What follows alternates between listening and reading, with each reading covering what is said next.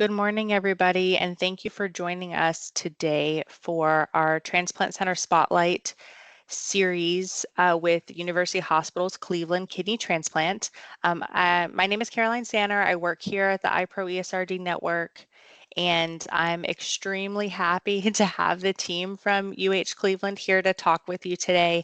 I'm going to go ahead and just get us started and pass it over to Larice Yeah, Dakduk, who will introduce our speakers. Thank you. yeah, thank you. Good morning. My name is Larice. I'm the outreach coordinator at University Hospitals Transplant Institute, and we're just so pleased to be with you today, especially being National Kidney Month. Before we get started, I just wanted to share a brief statistic with you. You may be familiar with SRTR, which is the Scientific Registry of Transplant Recipients.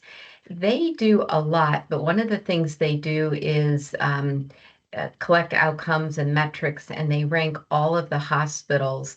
And over the last couple years, we have been coming down on the list. And gosh, I'm just so pleased to let you know that as of January 2025, we earned a spot at number 11, and we're so proud of our team and our accomplishments.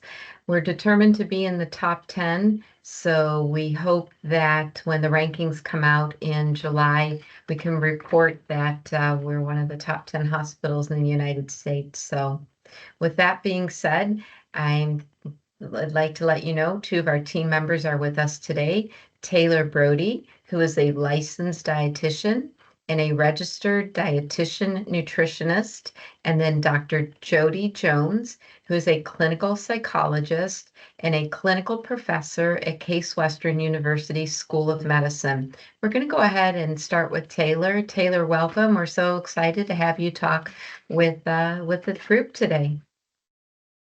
Thank you, Larice, and thank you so much for iPro for having me today. Today, I was asked to give a general overview about dietary oxalates, what they are and how they may be influencing your patients who have various kidney diseases. So I'll review some of the dietary strategies that us dietitians typically like to focus on when it comes to managing, hyperoxaluria and oxalate stones. So, can everyone see my slides? Okay, perfect. So, first off, what are oxalates? So, oxalates are kind of a specific compound found in both animal and plant-based food sources, but mostly plant sources. It can also be produced in the body as well, specifically in the liver.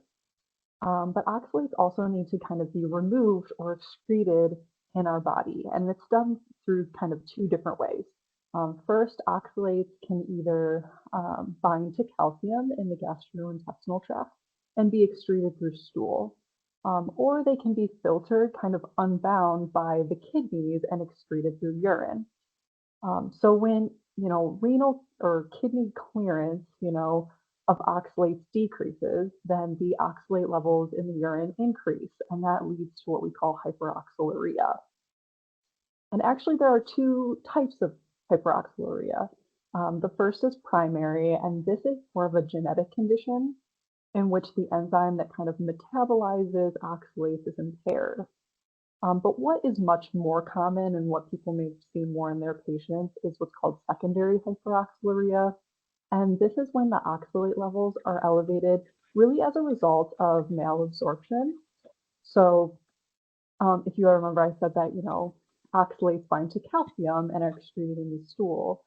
Well, calcium also binds to fat in the gastrointestinal tract, and that calcium is going to bind to fat before it binds to oxalates. So therefore, individuals who may have conditions that have fat malabsorption, things like bariatric surgery or short bowel syndrome, their bodies are going to, most likely going to have that calcium bind to the fat because that fat's not being absorbed as well, rather than binding to the oxalates. So in these cases, the oxalates are going to, go to the kidneys instead. And the oxalate content in the urine is just going to be higher. So there are other factors that kind of influence how, oxalate levels in the urine, this can be high amounts of oxalate foods, they can be oxalate precursors, or even an altered gut microbiome can contribute to secondary hyperoxaluria. But overall, kind of the most important thing to kind of remember is that hyperoxaluria occurs when the body has, difficulties removing these oxalates. Um, okay. So naturally, our next question really is, why are high oxalates in the urine so important? What does that really matter? And when something in the body is not properly, excreted, it needs to go somewhere. And unfortunately, when these oxalates are not excreted, they build up in the kidney and in the liver in a process called systemic oxalosis. And that can impair the function of those organs and ultimately contribute to end-stage renal disease, end-stage liver disease. So it's really important to monitor and manage, um, these oxalate levels in order to prevent these very serious outcomes. And a thing I want to note that is for your patients in particular is that unfortunately the dialysis process might not remove enough oxalates to prevent this type of accumulation. So high levels of oxalates may also be seen in your patients even when they're on dialysis. So the other thing to consider is that excess oxalate can also contribute to calcium oxalate stones. And this is the most common type of kidney stone.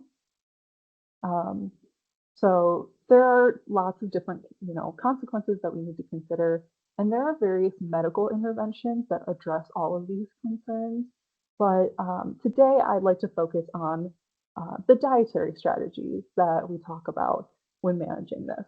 So the first to consider is hydration. High intakes of fluid are just so important for reducing the risk of kidney stones. However, for many of your patients who are on dialysis, they may be on a fluid restriction.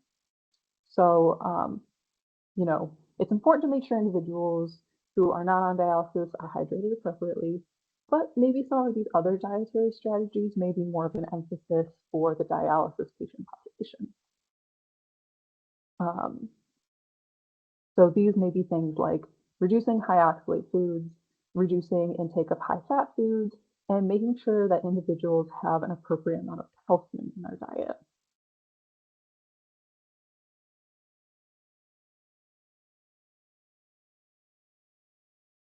There we go. Oh, I think I skipped one. There we go.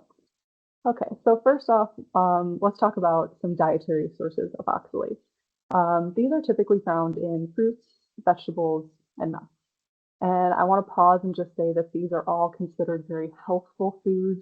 They contain a variety of beneficial nutrients like fiber, vitamins, and minerals that are all essential for a well-rounded diet. And um, the oxalate content of foods can vary significantly based on agricultural factors, how the particular food was prepared. So it's important to remember that it's not very realistic to completely avoid all oxalates in the diet. Now there are certain foods that, contain a consistently are much higher in oxalate content. And these are foods like spinach, Swiss chard, beets and beet greens, rhubarb, peanuts, and almonds, these specific nuts. So these would be the type of high oxalate foods that your patients may be wanting to avoid. However, there are other dietary strategies to look at too, like fat and calcium, which play a large part in how, oxalates get absorbed.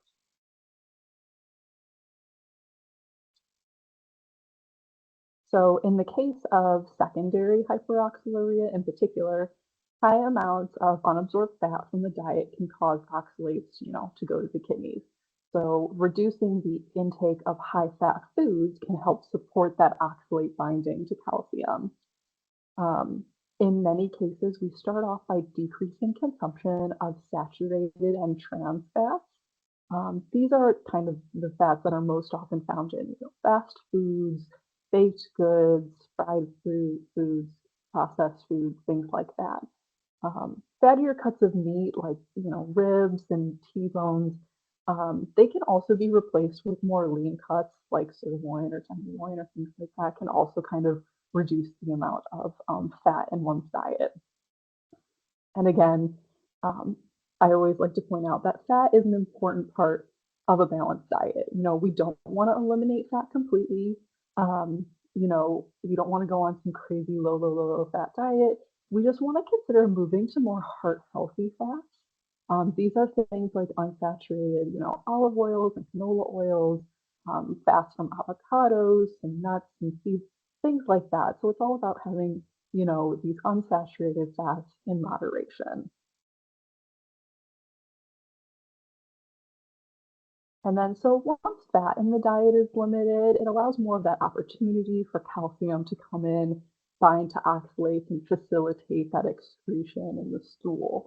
Um, it may be recommended for some individuals to use a calcium supplement to kind of facilitate this interaction. But dietary sources of calcium can also be considered as well. So calcium is found in things like dairy products like milk, yogurt, cheese. Canned salmon is also high in calcium. But when it comes to calcium, it's always important to remember other lab values that we watch out for when patients are on dialysis. So dairy products, they're often high in phosphorus.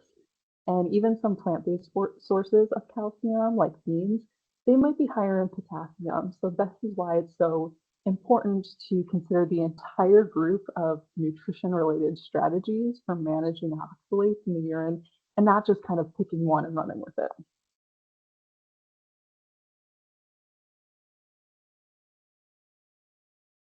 Okay. So looking at some of the last few dietary strategies, there are some things dietitians and physicians often think about when it comes to oxalates and kidney diseases, and the first of which is managing gut dysbiosis. So it's a little out of the scope of this talk to talk about the importance of a healthy microbiome and such, but there are certain bacteria that have shown in the gut, healthy bacteria that have shown to kind of reduce oxalate absorption as well. So helping foster a healthy gut microbiome may be a strategy that's discussed for certain patients. Um, and there are also some benefits seen with vitamin B6 supplementation, specifically for individuals with that primary or that genetic hyperoxaluria. And this is because B6 acts as like a cofactor or like a necessary substrate for one of those enzymes that can help, you know, facilitate that oxalate metabolism, but that's usually affected by genes. So these are some strategies that um, may be discussed, depending on the patient's very unique circumstances. So overall, I hope that, if what you can take away from this is just that various factors can really contribute to like the disordered metabolism and excretion of dietary oxalates. And in many cases, patients usually have concurrent malabsorptive conditions that increase their risk for these elevated oxalates in the urine. And for some individuals, dietary strategies like decreasing fat and oxalate intake and supporting adequate fluid and calcium intake can be really helpful. Um, but always remember that your facility most likely has a registered dietitian, and they are going to be a wonderful resource to reach out to regarding this topic. They will help support, your patients and incorporating these strategies into their lifestyle, especially since patients on dialysis balance so many nutritional considerations. They have to think about their protein intake and their fluid intake, the foods that are high in potassium, the foods that are high in phosphorus. It's a lot to take in. So since there's so much to consider, dietitians often use like individualized approaches to help patients like make the best decisions for their unique medical history. So that's all I have for you today. These are some of the resources that I have um, that I use to make this talk. Um, but I also, I'm happy to answer any questions, and my contact information is there if you'd like to reach out. Thanks so much, Taylor. Does anyone on the call have any questions before we move on to our next presenter? You're more than welcome to put them in the chat or raise your hand and unmute and ask directly.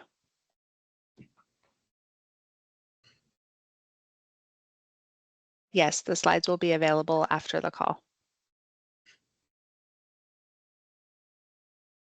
All right, we can move on to our next presenter. Jody, are you able to take control, or would you like me to move the slides? Looks like I've got it. I think I did that. Did you do that or did I do that? Let me see what happens here. Oh, yeah, I got it. Awesome. Okay, perfect. All right. Okay. Thank you so much for having me.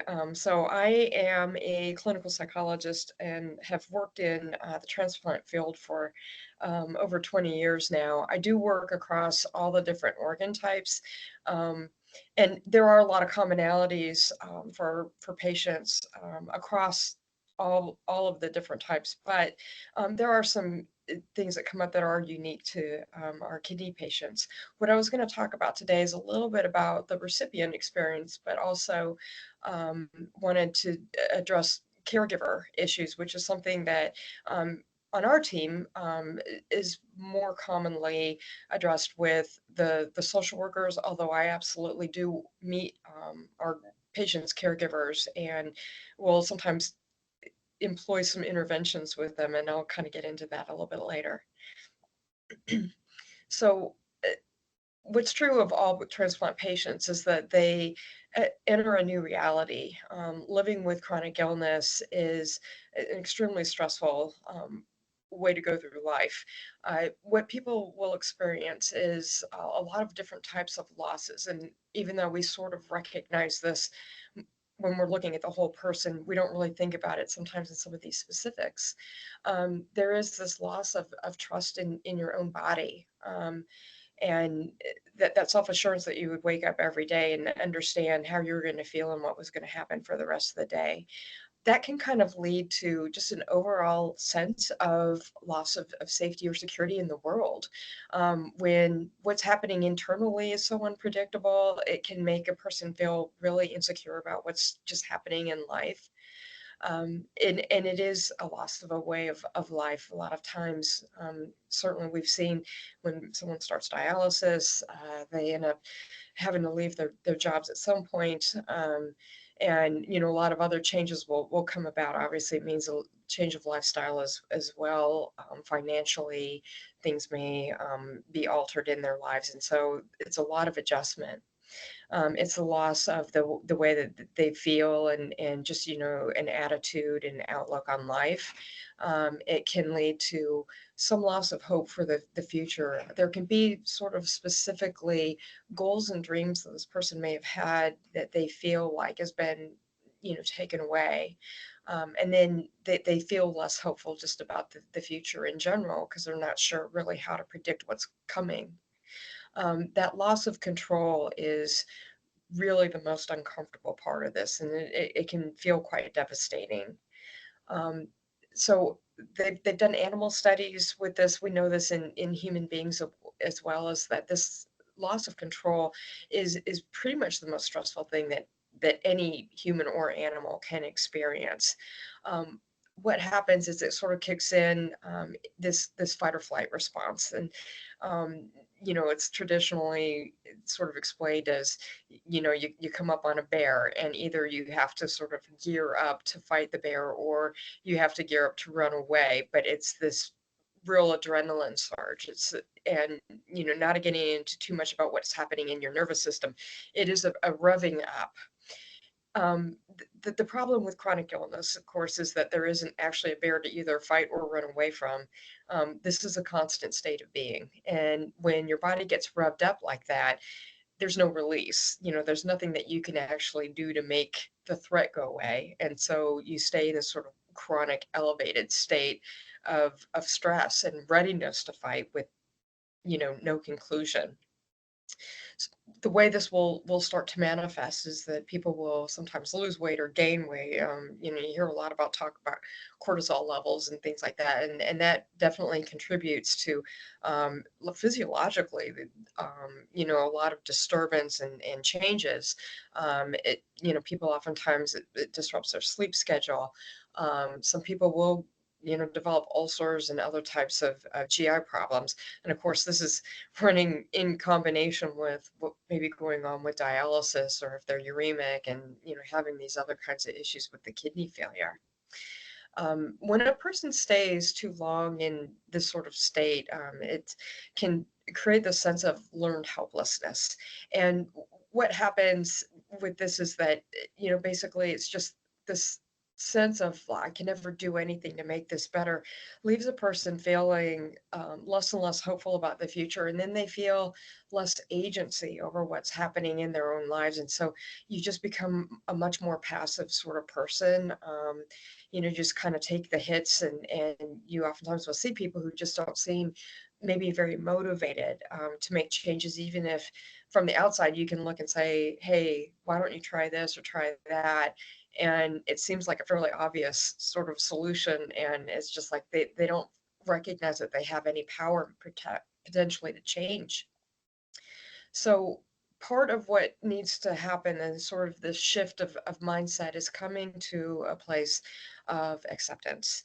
Um, I always really try to clarify when I'm talking to patients about what this means, because I think a lot of times people think acceptance means like an embrace of the situation.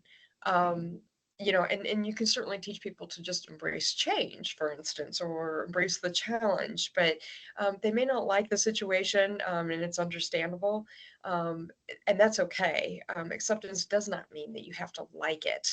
Um, but what you can do is start to engage more mindfully in the day-to-day living that you're doing in the presence of this discomfort. So essentially, it does mean it's like, two things can be true at the same time, is that you can sit there and hate dialysis every time you show up. But you can actually be there, be nice to the people that are trying to help you. You can try to find ways of making the time more meaningful, for instance, or you can try to sleep through it if that's the only way to tolerate it. But it doesn't mean that because you're unhappy about being there, that unhappiness has to be fully manifested. Of course, everybody's going to have their moments, and I know that in these situations, no one's at their best. But when you start to learn how to live more in the moment and find more meaning in those times, um, it will actually bring about more of a sense of empowerment. And so what you'll start to see is maybe a little bit of a transition out of that learned helplessness state and that passivity into something that seems like a person has a greater sense of agency and willingness to engage and do the kinds of things that they need to do to improve either their health or their emotional outlook, whatever. Um, Part of going into transplant is that a person does need to demonstrate a certain amount of responsibility. And I've always found this sort of interesting with our kidney patients in particular, because we oftentimes look at people who are very good dialysis patients. There has to be a certain amount of passivity involved in that. They have to be willing to keep showing up in this sort of, rote way, 3 times a week or whatever it is, and allow themselves to be stuck and have all these things happen to them, and keep coming back no matter how uncomfortable or yucky they find it.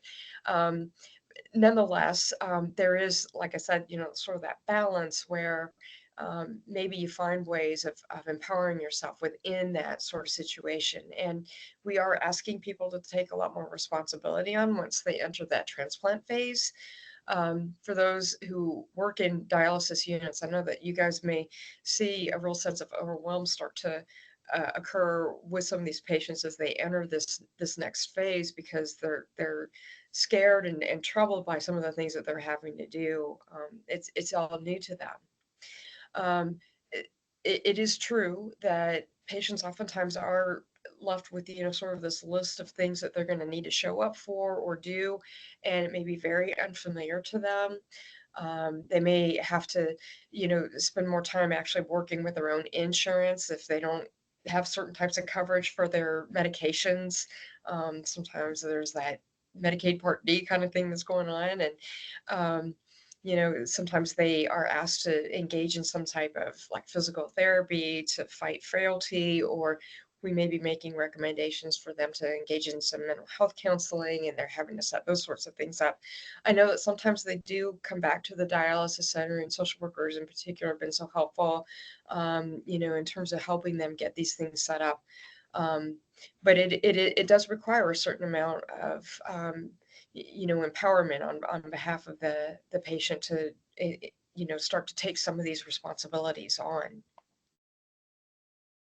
I want to kind of shift a little bit into talking about caregivers too now, because it really is something that we all kind of understand that it takes a village to get through something like this. Clearly, a patient cannot go through a transplant without assistance. And the thing is that the assistance really, this can be a little bit prolonged depending on, how long it's taking to get transplanted, and then the recovery process and anything that comes up with that. Caregivers are a very important part of the transplant evaluation itself. Usually, centers want to see in person, at least a primary caregiver or some of the other folks that are going to be assisting during this time. And they actually play a very active role even at the time of the evaluation. Um, it is very helpful to have somebody who's sitting there taking in, writing notes, kind of somehow keeping a record of what's going on, because patients can be pretty overwhelmed by this entire experience. And so having that extra set of eyes and ears there is really crucial. Um, Obviously the team is having conversations with the caregivers to determine that they are in fact available, and help them sort of understand in a little more tangible way of what the expectations are going to be.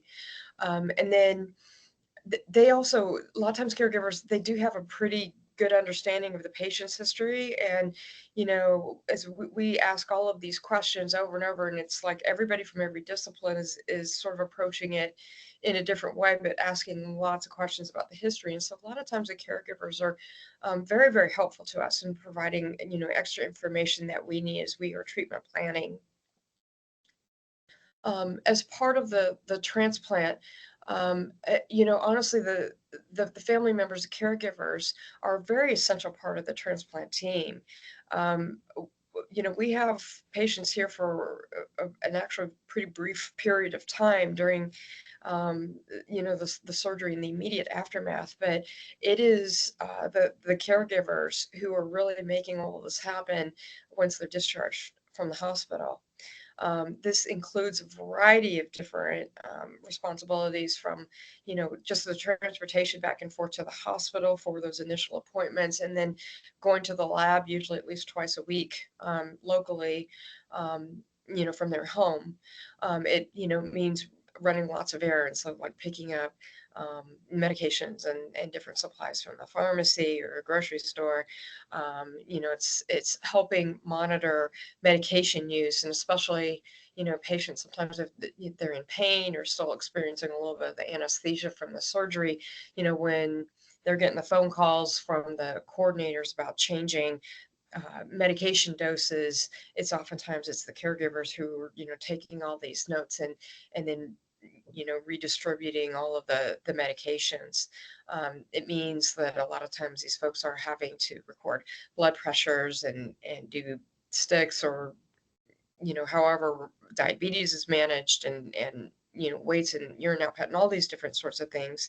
And of course, most caregivers don't have necessarily a medical background, and yet they are sort of forced into these situations where sort of become technicians and nursing aides, and take on a lot of things that are potentially very uncomfortable for them.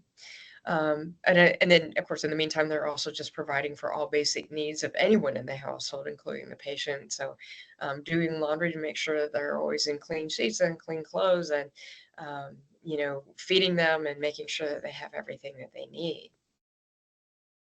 So there's this concept of caregiver burden, and essentially it is the burden. It is the weight of all of the responsibility that these caregivers are taking on, in the immediate aftermath of the transplant. But we are also mindful of the fact that caregivers have been their supports, through the duration of this, and so there's also this cumulative effect of, all the things that they've been responsible for doing. If it's they're just transporting, have been driving them back and forth to dialysis and helping them with all of those things all along. So, caregivers are also then, if there's kids in the house or whatever else is going on there, they're still having to take care of all these other responsibilities. Um, and, cleaning you know, and even though we do ask people to take time off of work around the time of transplant, we understand too that it doesn't mean that you're not going to be getting phone calls from work and, oh, where do you keep this, or how do I manage this? And so there's a lot of folks that are still having to almost work part-time. There may be some people that are actually trying to maintain and over with the use of several different people who are sort of assisting during this time, they're actually still maintaining work schedules. And so this is an awful lot to take on. Um, there is something called this caregiver burden scale. And the scale itself is not important. The reason I wanted to include it here is so that to kind of highlight some of the issues that are addressed with the burden scale, because this is the reality of the people who are trying to help our transplant patients through. So when you look at these items about, I don't have enough time, I've lost control, I'm feeling uncertain about what I should be doing, or I should be doing a better job, what you start to pick up on are these more emotional experiences, that they're feeling pressured, they're feeling overwhelmed, they start to feel insecure, they're feeling guilty for not doing enough, and then of course they're acknowledging that, yeah, this is a load to carry, and they are feeling burdened. um, with these next set of questions, it's kind of more addressing more their attitude towards the patient. But look at these items. It's they need help all the time. Um, I fear what's going to happen to them. I don't know if I actually have enough to give them to make sure that these other things are happening, and I wish that I had some more help. And I'm feeling strained. And so again, some of these emotional experiences associated with this is that there's maybe some resentment that's starting to develop, and they're also feeling fearful. It plays again on any sort of insecurities about their ability to keep going on, to take care of them and themselves and everything else. Yeah. And they're feeling overwhelmed. And then this last set of questions, it starts to tap into maybe some of the more negative aspects of the burden. They start to feel, some anger. I feel uncomfortable about having friends over. And of course, they need support. It's having a negative impact on my social life. This has affected my health. It has affected my privacy. And so again, you're getting this, tapping into the anger, embarrassment, resentment, and they're feeling very imposed upon.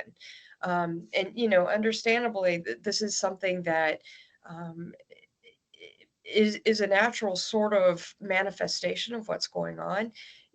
In a lot of situations, we're talking about people who were, like married partners who it has turned into more of a nurse patient sort of relationship. That dynamic is extremely uncomfortable for both parties. And I think that's where, when I put fixes in quotes, because there aren't really any fixes, but I think it's very important to talk openly, because that caregiver burden is tapping into, what the people surrounding the patient are experiencing. The patient also is experiencing anger and resentment and frustration and fear. Um, they don't like being told what to do. They don't like being treated like a little kid. They don't, appreciate that even as they start to get healthy again and they feel like they can take more personal responsibility on, that it seems like they're still being told what to do all the time, and that there's somebody who has actually maybe overly embraced the concept of, okay, you need me, and so here I'm going to do this for you. So I think, open communication is essential. And sometimes what I have seen happen when we have, some of these folks coming into our clinic is that um, I sort of accidentally fall into a situation where it's almost like I'm doing couples counseling, and I kind of hate it, but it's a very necessary and essential component of what's going on. So, for instance, I actually had a situation like this come up very recently where um, the patient had requested that I talk to her and her husband, and this is post transplant. And the issue was that she said he's angry, he is sad, he is not eating well or sleeping well, and I'm really concerned. I feel like he can't handle um, trying to help me, and he's still working, and they had a 16-year-old son who he's, trying to make sure is okay at school and all this. And so, I did just go ahead and bring them in. And, it's sort of one of these things where people oftentimes feel uncomfortable saying the thing out loud, and that's exactly what needs to happen. And so it was really it was a relief to both of them for me to say, it sounds like this is a really painful situation for both of you. And I look at him and I'm like, I bet you are so sick and tired of, every minute of your day there's an expectation on you. And if it's not her needing something, it's your son, and then there's people at work and da da da. And he was just sitting there going, uh-huh. And and I turned to her and I'm like, and I bet you're absolutely, sick of not being able to do everything for yourself, and it makes you feel guilty when you have to ask for help, but then you also perceive that he's getting mad at you, and so you're feeling defensive, like, well, I can't help it, I'm trying. And it was such an awesome thing to be able to just go ahead and express all of these things out loud.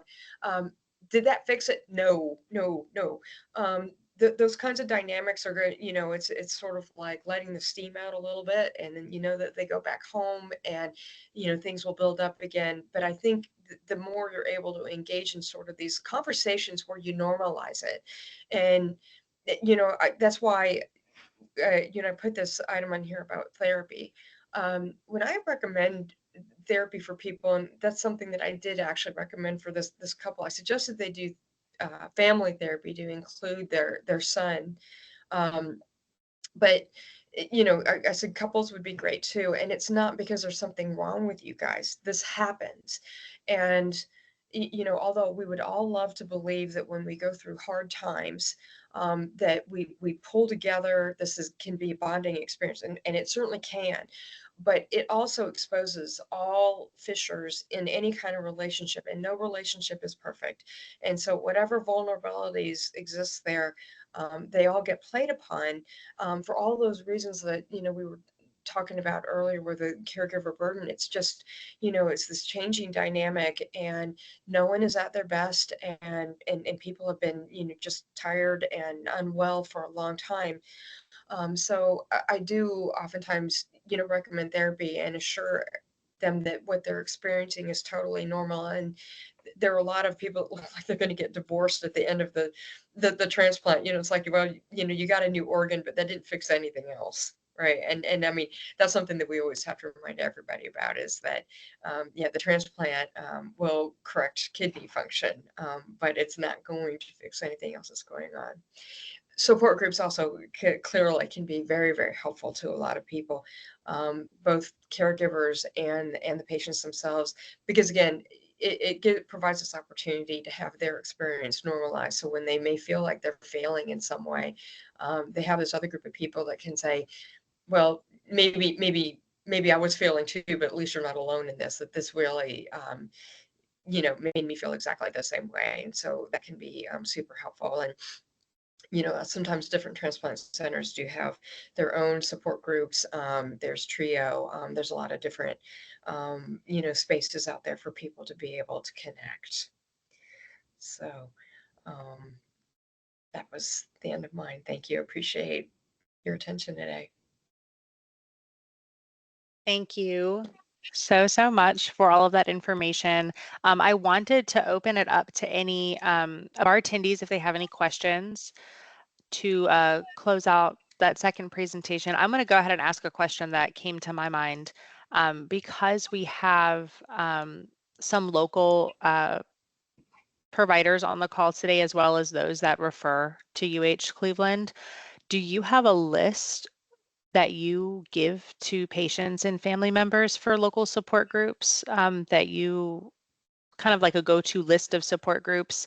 I do know that that is an area. Sometimes our providers don't. They may know some, but not all of the ones that are in the area. So I wasn't sure if you had a list or could even name off a few on the call today if you're prepared. I am I've been here with this program for a year now. I came to Ohio from University of Iowa. At Iowa, I could absolutely, provide a list of these. I am actually not sure, and I'm not sure if the social workers have something that they normally hand out. Certainly, I can check with them after this is over, and for anybody who's been interested, if you wanted to sort of distribute that.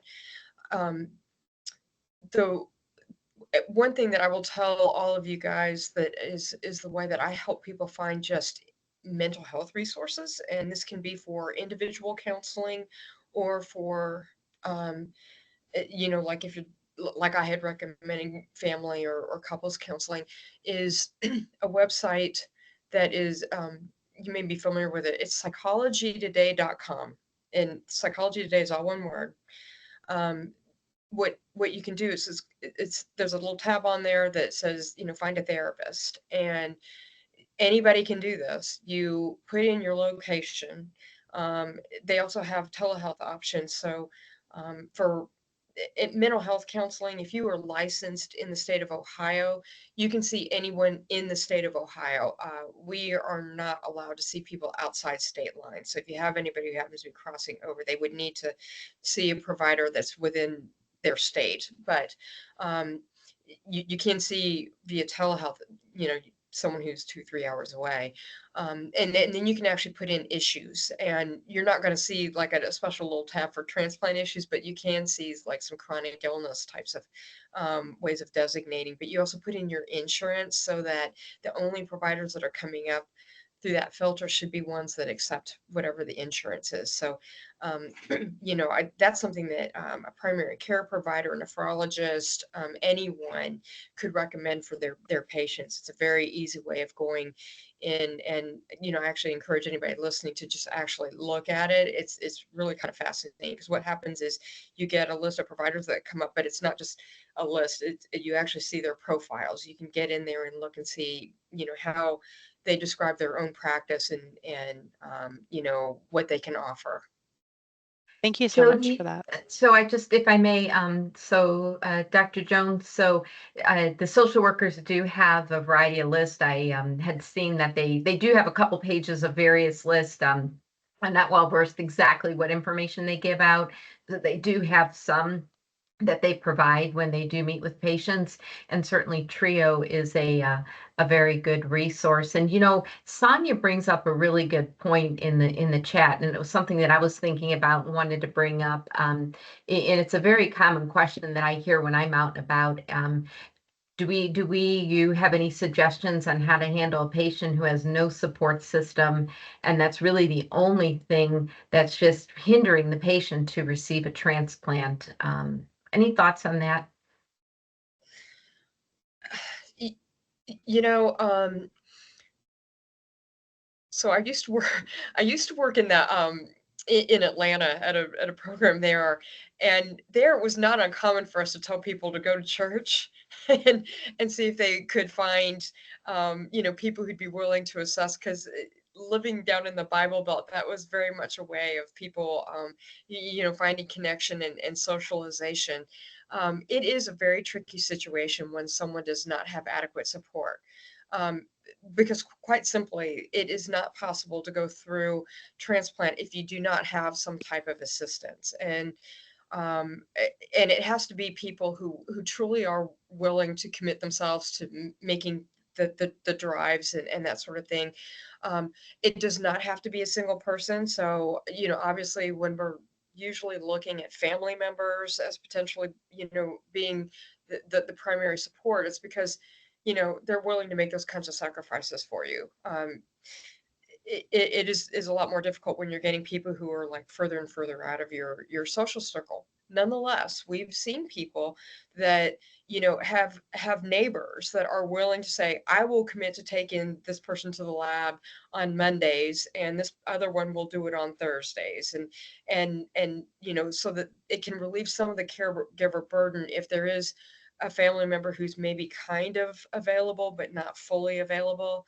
um, the the tricky thing too, of course, is that some of this is unpredictable. So it's great when if it's people who are just delivering meals, or if they are on kind of a schedule of, I can take this person to the lab. A lot of what the needs are very spontaneous, and so yeah, it's a bit of a tough call. I mean, you have to um, Yeah. really sometimes kind of dig deep. I think that sometimes people are hung up on this because they don't want to ask for help. And I think that's a crucial piece of this, is that we have to make sure is that they've just been unwilling to actually disclose to family members or whoever, that they need that degree of assistance. And so some of Yeah. that may be having that conversation with the patient themselves on their willingness to put themselves out there and ask for that. Yeah. I've heard some stories that at Trio it takes time, but I've heard where some people have developed some good support and friendships along the way as well. I noticed another question, and